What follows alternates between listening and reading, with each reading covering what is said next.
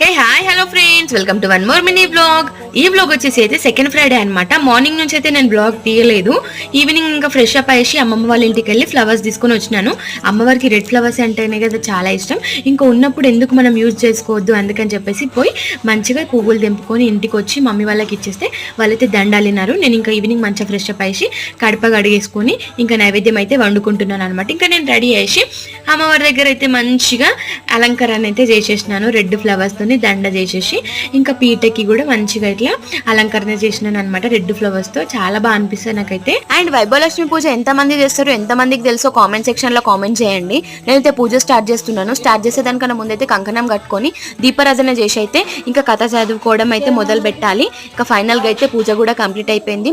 హారతి ఇచ్చేసి నైవేద్యం పెట్టేసి అయితే ఈ వీక్ సెకండ్ వీక్ ఇట్లా కంప్లీట్ చేసినాను. ఫైనల్ గా వాయనాలు ఇచ్చేసి కంప్లీట్ చేసినాను అనమాట. ఇంతే వీడియో మీకు అయితే నచ్చింది అనుకుంటున్నాను. నచ్చితే లైక్ చేయండి, సబ్స్క్రైబ్. Bye friends.